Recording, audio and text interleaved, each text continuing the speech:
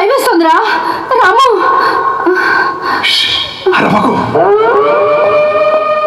అరే అదిగోరా నక్క పారిపోతున్నది. పదరా పద, వెంటాడి వేటాడదాం.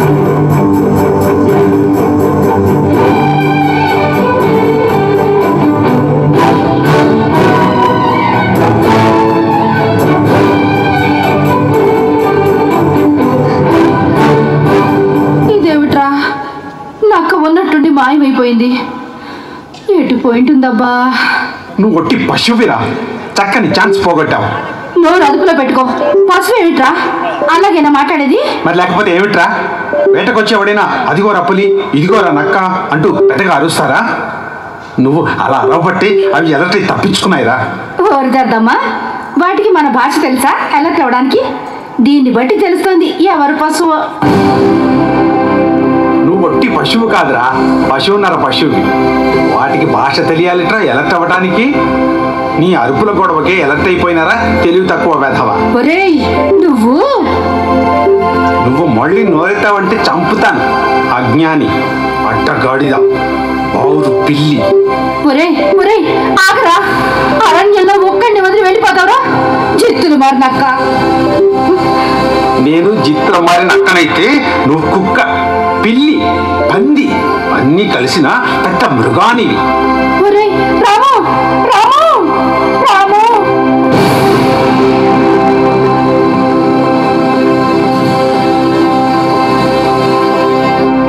నక్క, కుక్క, పిల్లి, పంది అన్నీ కలిసి అడవి మృగానివి. వాళ్ళ మాటలు వింటుంటే చిల్లెత్తుకొస్తున్నది. అడవి మృగంట, అక్కడికి వాళ్ళేదో గొప్ప వాళ్ళైనట్టు. వాళ్ళ బొంత గొప్ప, పక్కనే పొదలో దాక్కుంటే కనుక్కోలేకపోయారు దద్దమ్మలు. అసలు ఈ మనుషులు ఏ రకంగా గొప్ప తేల్చుకుంటారు. ఇక్కడ ఈ మారుమూల అరణ్యంలో మా మానవ మేము బతుకుతుంటే మమ్మల్ని వేటాడి చంపుతారు. అది వాళ్లకు వినోదంట, వాళ్ళ బొంద వినోదం. ఎవరి గురించి అయినా చెడ్డగా చెప్పాలంటే వాడొట్టి గాడిద, జిత్తుల మారి నక్క, కుక్క అని హీనంగా మాట్లాడతారు. అసలు మానవ ఐక్యత లేక వీళ్ళు ఇలా చెలరేగిపోతున్నారు. కానీ మేమంతా ఒక్కటైతే ఈ మనుషుల పని ఇంతే సంగతులు. అవును, ఎవరో ఎందుకు అందరినీ ఒక్క తాటి మీదకు తీసుకొచ్చే ప్రయత్నం నేనే ఎందుకు చేయకూడదు? నాది ఎంత గొప్ప బుర్ర. ఆలస్యం అమృతం విషం అన్నారు. అందుకని ఇప్పుడే కార్యక్రమం మొదలు పెడతాను. గజరాజు ఇటే వస్తున్నాడు, కాస్త విచారం నటిస్తాను.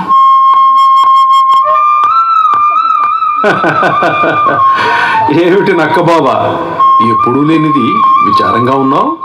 ఏం చెప్పను గజరాజా, నా విచారం వల్ల మన అరణ్యంలోని జంతుజాలం గురించి. ఇప్పుడు మన జంతుజాలానికి ఏమైంది? మానవులు మనల్ని చాలా హీనంగా చూస్తున్నారు. మానవుల కంటే మనం ఏ రకంగా తక్కువ?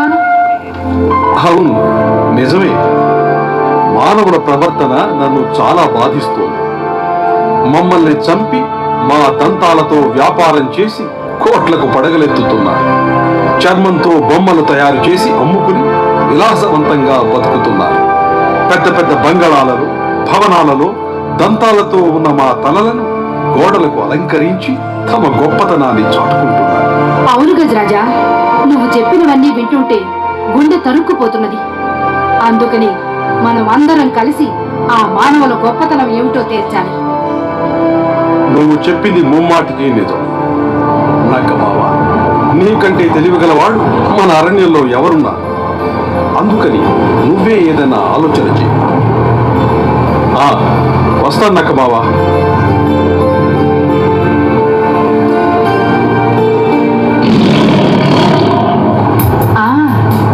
అడుగు మృగరాజు. అదేమిటి అటు వెళ్తున్నాడు? మెల్లిగా ఈయనను నా త్రోవలోకి లాక్కు రావాలి. మృగరాజా, మృగరాజా! పవయ్యా నీ గాండ్రింపులు. అవతల ముప్పు ముంచుకొస్తుంటేను నీ గాండ్రింపులతో మమ్మల్ని భయపెట్టడమే గాని ఆ మానవులేమో మనల్ని చాలా హీనంగా చూస్తున్నారు. ఎవరు నన్ను హీనంగా చూస్తోంది? చెప్పు, వాళ్ళ పని పడతాను. బావా, నీకు ఆవేశం ఎక్కువ, ఆలోచన తక్కువ. ఈ మృగరాజుతో వేళాకోళాలా? అబ్బా, అది కాదు మృగరాజా, అసలు విషయం విను.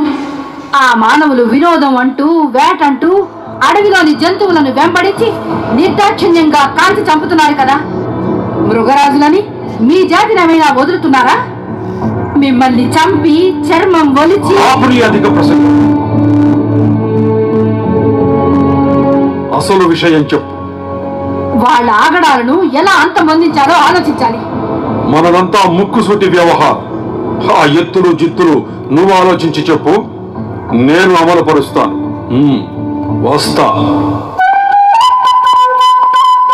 మృగరాజా, ఆ మాత్రం భరోసా ఇచ్చావు చాలు.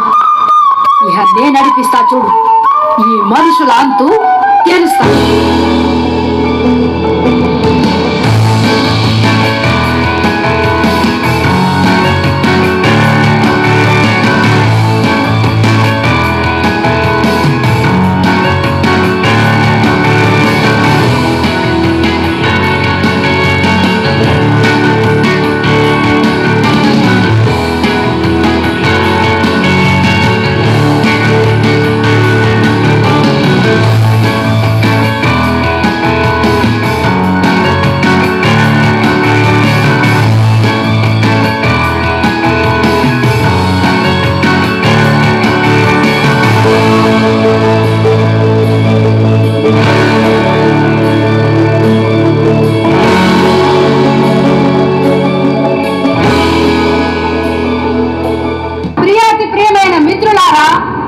మానవులు మనపై చూపిస్తున్న ఆధిక్యత గురించి కొంతకాలంగా మీ అందరితో చర్చిస్తూ వచ్చాను.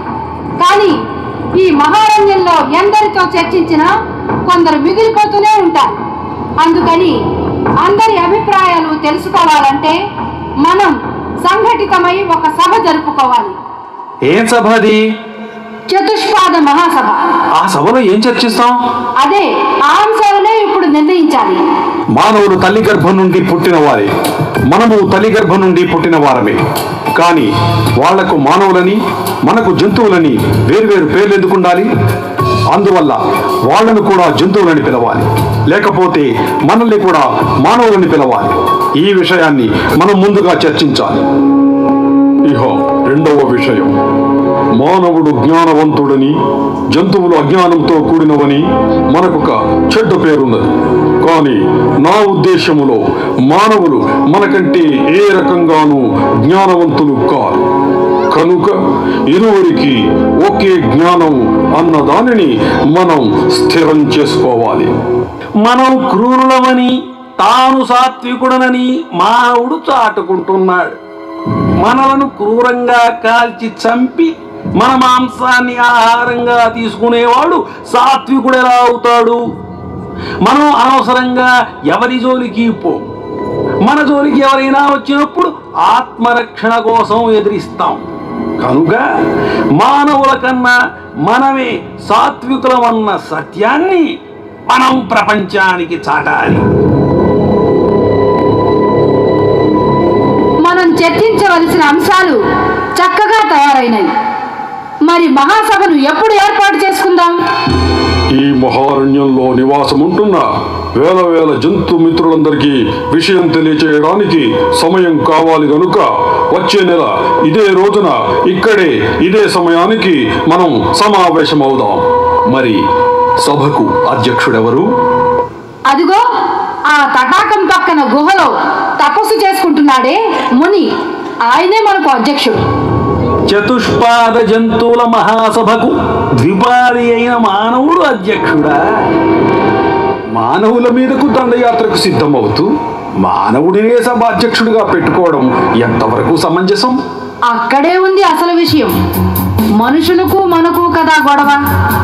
ఆ మనుషులతో ఉండలేకనే కదా ఈ మునులందరూ అరణ్యాలకు వచ్చి మన మధ్య హాయిగా తిరుగుతూ తపస్సు చేసుకుంటున్నారు. అంటే దాని అర్థం ఏమిటి? మనుషులు హానికరమైన వాళ్ళు, మనం సాధు ప్రాణులమనే కదా. అందుకని ఓ మనిషినే మన మహాసభకు అధ్యక్షుడిగా పెట్టుకుని ఈ విషయాన్ని ప్రపంచానికి చాటి చెబుదాం.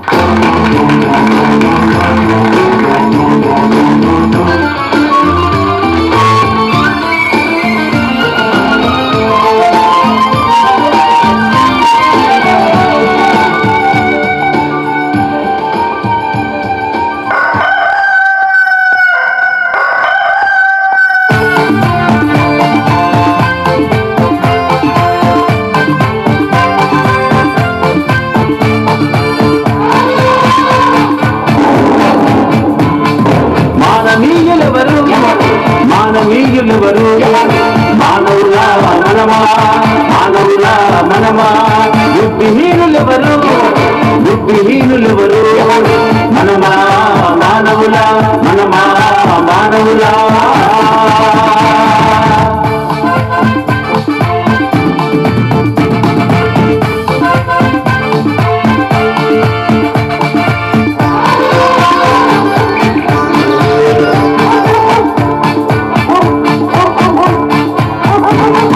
కుక్కకున్న విశ్వాసం ఎక్కడుంది ఈ మానవులకు ఒక్కటమే ఒక్కటమే ఒక్కటమే ఒక్కటమే ఒక్కటి తెలిసే వాడికి ఎన్ని ఆకళ్ళు తనకి ఎన్ని దాహాలు తనకి ఎన్ని ఆకళ్ళు తనకి ఎన్ని దాహాలు తనకి అడవులనే మింగేసి మన రక్తం తాగేసి మృగాలతో పోల్చలేని హృదయం అసలే లేనోళ్ళని మానవీయులు అనాలా బుద్ధిహీనులు అనాలా మానవీయులు అనాలా బుద్ధిహీనులు అనాలా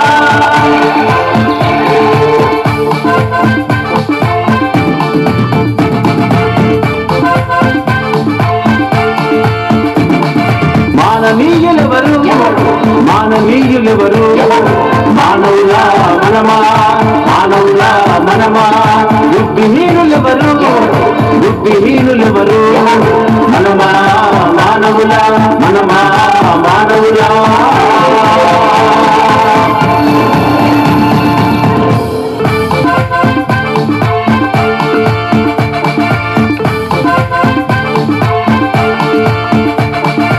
ఈనాటి చతుష్పాద మహాసభకు విచ్చేసిన మిత్రులందరికీ స్వాగతం సుస్వాగతం. నిజంగా మన జంతువుల యందుండే శౌర్య సాహసములు, తెగింపు, పరాక్రమం, పటుత్వం మానవుల యందు లేనే లేవు. నేను మృగరాజునైనప్పటికీ అన్యాయ అక్రమ అనాచారములలో అడుగు పెట్టలేదు. ఆకలైనప్పుడు మాత్రమే ఏదో భుజిస్తాను. వ్యర్థంగా నేను ఏ ప్రాణిని తినటం లేదు. ఈ ధైర్యం, ఈ సాహసం, ఈ నీతి నియమాలు మానవుల యందు కనిపించుటలేదు. కనుక మనము మానవుల కంటే ఎంతో గొప్పవారు. మానవులు నా మోకాలంత లేదు. ఆకారంలో నాది గొప్ప ఆకారం. ఇక తెలివి విషయానికి వస్తే నాది గజ తెలివి. ధైర్య సాహసాలకు మృగరాజు పెట్టింది పేరైతే ఆకారానికి తెలివితేటలకి గజరాజు మరో పేరు. మరి ఆ మాటకొస్తే ఈ శునకరాజు ఏమన్నా తక్కువ తిన్నాడా? విశ్వాసమనే మహాగుణంలో మానవుడు నా ముందు దిగదూపే. మానవుడు తన యజమానిని హింసించడానికి ప్రయత్నిస్తున్నాడు. తన యజమానిపై కుట్ర పన్ని హింసకు పాల్పడుతున్నాడు. తిన్నింటి వాసాలు లెక్క పెట్టడంలో వారికి వారే సాటి. కృతజ్ఞత లేనే లేదు. నన్ను పెంచుతున్న యజమాని శిక్షించినా విశ్వాసంగానే ఉంటాను. వెనక నుంచి గోతులు తీయటం మా జాతిలో లేనే లేదు. బాగు, చాలా కాలం నుంచి మీ అందరితో కలిసి అరణ్యంలో నివసిస్తున్న వాడిని. మీ అందరి గుణగణాలు నాకు తెలుసు. అధ్యక్ష, అన్నీ తెలుసున్నవారు కనుక మా గుణగణాల ముందు మానవుల గుణగణాలు ఏపాటివో వివరించమని కోరుతున్నాను. తప్పకుండా. ఓ మృగములారా, మీరు చెప్పిన విషయములు సత్యములే. మానవుడు ఎదురుగా నమస్కరిస్తాడు, వెనుకకు పోయి దూషిస్తాడు. ఎదురుగా ప్రశంసించి వెనుకగా పోయి హతమార్చటానికి ప్రయత్నిస్తాడు. అయితే జంతువుల కంటే మానవులలో ప్రత్యేకత ఒకటి ఉంది. మానవుడు ప్రయత్నిస్తే ఎటువంటి క్రూరత్వములు గాని ఎటువంటి దుర్గుణములు కాని మార్చుకొనగలడు. ప్రయత్నము చేత పరివర్తన పొందే శక్తి మానవుని ఒక్కనికే ఉన్నది. దానిని జ్ఞానం అంటారు. ఎట్టి ప్రయత్నము చేసినప్పటికీ మృగములందు పరివర్తన పొందే శక్తి లేదు. విచక్షణ, వివేకం, పరివర్తన ఇవే మానవులకు పశువులకు ఉన్న భేదం. స్వామి, మీరు చెప్పినది వాస్తవమే. కానీ వారికి మార్చుకునే శక్తి ఉన్నప్పటికీ వారు మార్పు చెందడం లేదని నా అభిప్రాయం. చక్కని మాట చెప్పావు నక్కబావ. మానవుడు పుట్టింది మానవుడుగా తను చాలించటానికి కాదు, తనలో అంతర్గతముగా వ్యాపించి ఉన్న భగవత్ శక్తిని తెలుసుకొని మానవోత్తముడుగా, మహిమాన్వితుడుగా, మహాత్ముడుగా, పరమాత్మగా పరిణామము చెంది మహోన్నత స్థితికి చేరుకోవాలి. కానీ నేటి మానవుడు ప్రాపంచిక అశాశ్వత విషయ వాసనల ద్వారా ఆశా మోహములని పంజరంలో చిక్కుకునిపోతున్నాడు. వరప్రసాదంగా లభించిన జ్ఞాననిధిని సద్వినియోగపరచుకొని మార్పు చెందని మానవుడు ముమ్మాటికి మానవుడుగా పిలువబడడానికి అనర్హుడు, మృగముల కంటే హీనుడు, అధమాధముడు. ఆ ఆవేదనతోని భగవాన్ శ్రీ సత్యసాయిబాబా వారు ఎట్టి విద్యలు నియమములెరుగనట్టి పక్షి జాతులు పశువులు పరమైన నియమమును బోని జీవింప నేర్చియుండ తెలివి కలిగిన నరునికే తెలివి లేదా అన్నారు.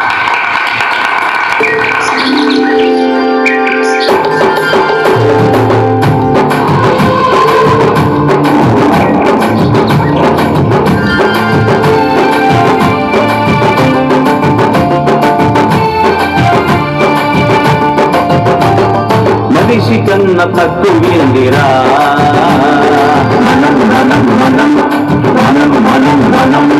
మనకన్నా ఎక్కువేందిరా జనం జనం జనం జనం జనం జనం దోచుకోదు దాచుకోదు దోచుకోదు దాచుకోదు మనవనం మనవనం మనవనం ప్రకృతి ప్రేమికులం ప్రకృతి ప్రేమికులం వికృతి చేస్తే వీరులం వీరులం వీరులం వీరులం అడవి పైన కన్నేస్తే అడవి పైన